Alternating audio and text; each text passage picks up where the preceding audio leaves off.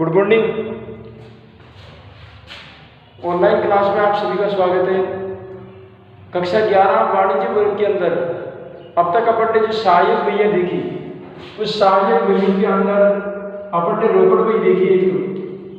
एक तो रोकड़ पहिया, एक रोकड़ पहिया के साथ साथ अपन ने क्रय पहिया देखी। क्रय पहिया के बाद क्रय वापसी पहिया देखी। क्रय वापसी पहिया के बाद विक्रय पहिया देखी और विक्रय पहिया के बाद नंबर 5 विक्रय वापसी। और एक जो सहायक पहिया है, वो सहायक पहिया, एक सहायक पहिया हो रही है मुख्य जर्नल। मुख्य जर्नल, अब उस मुख्य जर्नल के बारे में आज चर्चा करेंगे।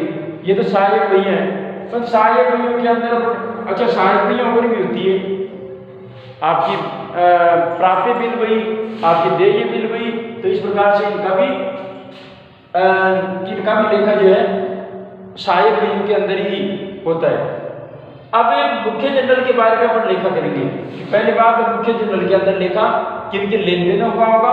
मुख्य जर्नल का प्रारूप सेम इसी तरीके से होगा जिस तरीके से अपन साधारण जर्नल का लेखा होता है या साधारण जर्नल का प्रारूप होता है। लेकिन मुख्य जो शर्तें हैं, वो मुख्य शर्तें तो ये है कि इस मुख्य जर्नल में लेखा किन किन लेन देनों का होगा। पहली बात, उनके बारे में हम देखेंगे। रोकड़ बही के प्रकार देखेंगे। अपने रोकड़ बही के 4 प्रकार होते हैं। साधारण रोकड़ बही, द्विस्तरीय रोकड़ बही, त्रिस्तरीय रोकड़ बही और खुदरा रोकड़ बही। लेकिन आपके सिलेबस के अंदर त्रिस्तरीय रोकड़ बही आपके सिलेबस में नहीं थी। इस त्रिस्तरीय को बट्टे खाने वाली रोकड़ बही कहा जाता है, बट्टे खाने वाली रोकड़ बही। लेकिन यह आपके सिलेबस में नहीं है। अब आपके साधारण रोकड़ बही, द्विस्तरीय और खुदरा रोकड़ बही ये अपन ने देखा था। क्रय वापसी बही, क्रय बही, क्रय वापसी बही, विक्रय, विक्रय वापसी बही का अपने प्रारूप और लेन देन का लेखा अपन ने देखा ही। साथ में सबसे बड़ी बात ये थी कि इनकी जो लेजर पोस्टिंग है, वो लेजर पोस्टिंग आपको संबंधित पार्टी का खाता खोल करके आपको लेजर पोस्टिंग करनी थी। और विपरीत पक्ष में अगर रोकड़ बही बना रहे हो तो कैश लिखना है, क्रय बही बना रहे हो तो परचेज लिखना है, क्रय वापसी बही बना रहे हो तो परचेज रिटर्न लिखना है अपोजिट साइड में। अब वो अपोजिट साइड कौन सी होगी, वो तो आप एंट्री जर्नल प्रविष्टि बना करके देख ले कि जिस पक्षकार को माल बेचा था, लिया था, खरीदा था, जो भी था, उस पक्षकार को एंट्री बना करके देख ले कि लेजर पोस्टिंग डेबिट में होगी या क्रेडिट में होगी। वो तो ऑटोमेटिक पता चल जाएगा। सीधी सी बात है। बात रहती अब मुख्य जर्नल की। तो आज अपन मुख्य जर्नल के बारे में अपन विस्तार से अपन चर्चा करेंगे कि मुख्य जर्नल में लेखा किस प्रकार से होता है और किन किन लेन देनों का लेखा होगा। पहली बात, मुख्य जर्नल की कुछ शर्तें हैं। किन किन लेन देनों का लेखा मुख्य जर्नल के अंदर होगा। पहली बात, नंबर 1, पहली बात तो जो प्रारंभिक प्रविष्टियां हैं, उस प्रारंभिक प्रविष्टियां प्रविष्टियों का लेखा इसके अंदर होगा। प्रारंभिक प्रविष्टियां उसको कहा जाता है ओपनिंग एंट्री। Opening entry. अब ये प्रारंभिक प्रविष्टियां क्या होती है, हम जानते हैं कि जब खातों का शेष ज्ञात किया जाता है तो खातों का अंतिम शेष आता है। जो प्रारंभिक शेष होता है उसको तो बैलेंस बीडी के नाम से दिखाते हैं और जो अंतिम शेष होता है उसको बैलेंस सीडी के नाम से दिखाते हैं। सब जानते हैं इस चीज को। अब वर्ष के अंत के अंदर, महीने की बात नहीं कर रहा, पूरे वर्ष के अंदर जैसा ही वर्ष समाप्त हुआ, वर्ष समाप्त होने के बाद में अंतिम शेष आता है खातों का। वो अंतिम शेष अगले साल के लिए जैसे ही प्रारंभिक शेष बना तो उस शेष को पुस्तकों में लिखने के लिए जो प्रविष्टि की जाती है उसको प्रारंभिक प्रविष्टियां कहा जाता है। उसको प्रारंभिक प्रविष्टियां कहा जाता है। तो प्रारंभिक प्रविष्टियों का लेखा आपको मुख्य जर्नल में होता है, जर्नल के अंदर नहीं होता। लेकिन जर्नल में और मुख्य जर्नल में अंतर होता है। मैं आपको पहले स्पष्ट कर दूं, जर्नल में और मुख्य जर्नल में अंतर होता है। जर्नल के अंदर सभी लेन देनों का लेखा होता है, जो प्रतिदिन होने वाले जो लेन देन है वो, और बाकी इसमें मुख्य जर्नल के अंदर तो विशेष शर्तों वाले जो लेन देन है उनका लेखा होगा। रोज की रोज होने वाले जो लेन देन है उसका लेखा इस जर्नल मुख्य जर्नल के अंदर नहीं होता है। तो पहली बात है प्रारंभिक प्रविष्टियां, ओपनिंग एंट्री। वर्ष के समाप्त होने के बाद जैसे ही अगले वर्ष के लिए जो प्रविष्टियां की जाती है वो कौन सी प्रविष्टियां कहलाती है? प्रारंभिक प्रविष्टियां। उस प्रारंभिक प्रविष्टियों का लेखा भी आपको मुख्य जर्नल के अंदर लिखना है। उसमें प्रविष्टि वैसे ही होगी जैसे जैसे जर्नल के अंदर होती थी। ये जर्नल में जो खाते डेबिट होने डेबिट करो और बाकी जो क्रेडिट होने उनको क्रेडिट करो। डेबिट का अमाउंट डेबिट में, क्रेडिट का अमाउंट क्रेडिट में लिख रहा है। प्रारंभिक प्रविष्टियां। उसके बाद हस्तांतरण प्रविष्टियां।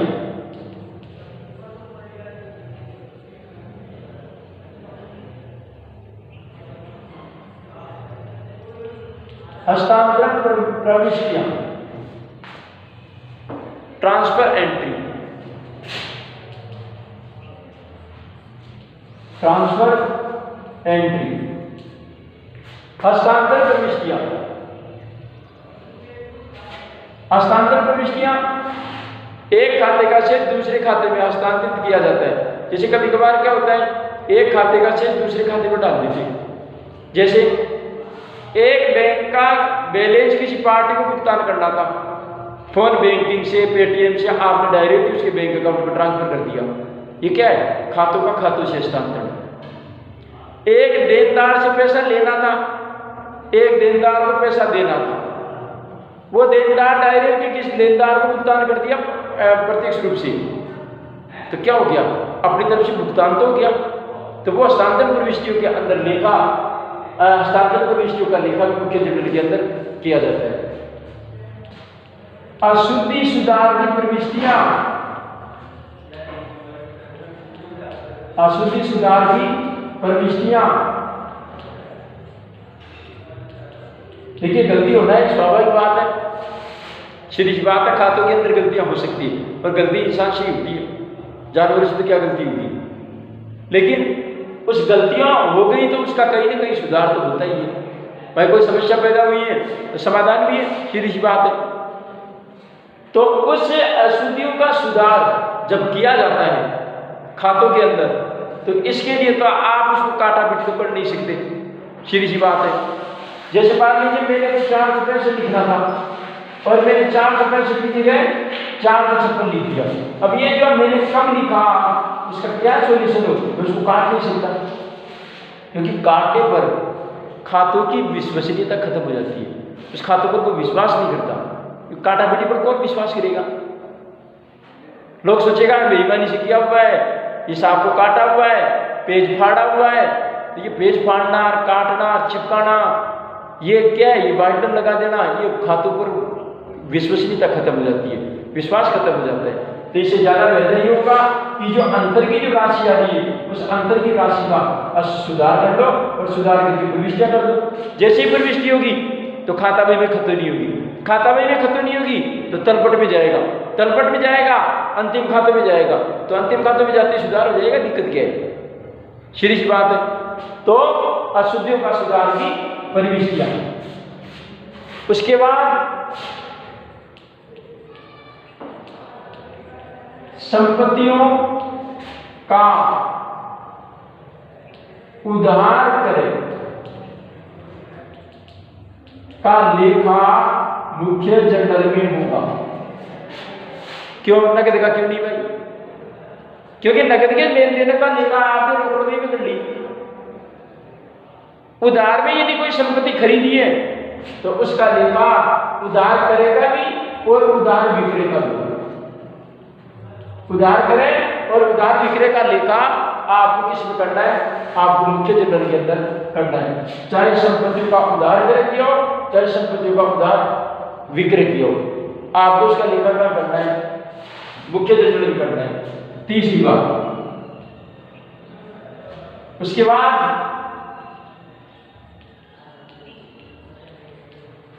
बट्टे का लेखा या बट्टे का लेखांकन। केवल नगद बट्टा, क्योंकि जो उधार नगद बट्टा है उसका लेखा करना है। और जो व्यापारिक बट्टा होता है वो तो करंट रेट विक्रय वापस में घटा करके दिखा देते हैं, व्यापारिक बट्टे की बेसिस में कोई एंट्री होती नहीं है। और नगद बट्टे की जहां तक बात रही तो नगद बट्टे के लिए कैश बुक के अंदर दिखा नहीं सकते, हाँ दिखा सकते थे केवल त्रिस्तंभीय रोकड़ बही, लेकिन वो त्रिस्तंभीय रोकड़ बही आपके सिलेबस से हटा दी। तो बट्टे का लेखांकन तो करना पड़ेगा ना। तो बट्टे का लेखांकन करने के लिए क्या करना पड़ेगा, आपकी मुख्य जनरल में उसकी एंट्री कर दो। जैसे उसके मुख्य जनरल में एंट्री करेंगे खाता बही में खत्म नहीं होगी, जैसे खाता बही में खत्म नहीं होगी अपने अपने खाते में बट्टा ऑटोमेटिक चला जाएगा, सीधी सी बात है। तो आपको उसको बट्टे को काट छाट करने की आवश्यकता नहीं है। अच्छा, बट्टे के बाद बट्टे का लेखांकन अगर नगद में हुआ है तो आहरण केवल माल का, यदि माल का यदि आहरण का लेखा, यदि उन्होंने आहरण किया केवल माल का तो उसका लेखा आपको मुख्य जनरल में करना है। अब नगद में आहरण किया तो नगद में आहरण का लेखा किस में जाएगा, रोकड़ बही के अंदर। किस में जाएगा, रोकड़ बही में जाएगा। तो आपको उसका लेखा इशू करने की आवश्यकता नहीं है नगद का। अगर माल का ही आहरण किया है तो माल का आहरण का लेखा किसमें किया जाएगा, मुख्य जनरल के अंदर किया जाएगा, सीधी सी बात है। उसके बाद